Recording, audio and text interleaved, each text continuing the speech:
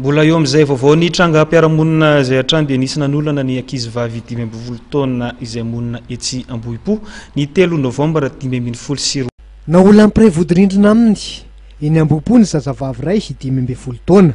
Tamin'ny 3 novambra taona 2024 manodidina ny 7 teo eo no nitrangan'izany fanoloanan'izany araka ny fidorona vavolombelona nataon'ilay voaolana.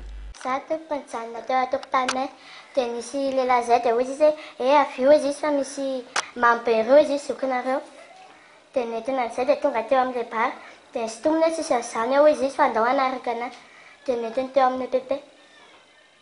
Dia tamin'izay inona ny zavatra nataony? Tonga dia natisy ny labam-baza.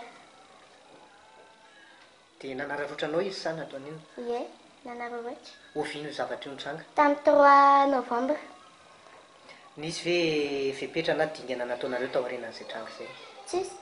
Nitory nareo? Nitory, ie. Nanaona ilay fitoriana izay? Mbola tsisy mivaly loatra amin'izay. Efa tany amin'ny dokotera? Ie.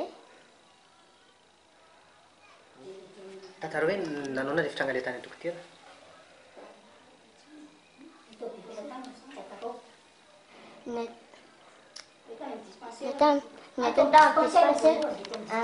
Nentina tao amin'ny dispensaire dia efa na certificat médical. Taorian'ny fitoliana fahasalamana nataon'ny mpitsabo dia nametraka fitoriana ny fianakavian'ity tovavy voaolana ity ny zoma 9 novambra taona 2024. Tsy araka ny eritreretina nefa ny nijorany raharaham-pitsarana. Mitantara ny dingana rehetra ny lalovany ny renin'ilay zaza.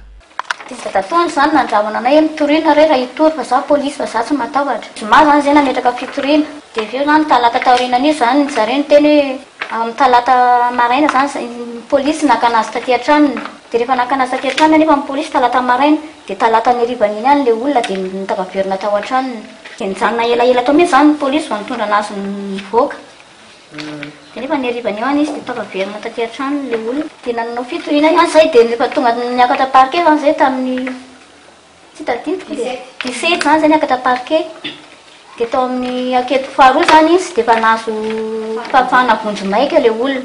Ankehitriny dia mbola miandry ny fampiasonana avy amin'ny fitsarana na ny convocation ity fianakaviana manana ny zaza voaolana-ity. Manamantsy izy ireo fa sao very maina ny rano natsakaina ka tsy misy vokany ny dingana raha-pitsarana mikasika ity raharaha fa nilanina zaza tsy ampy taona ity.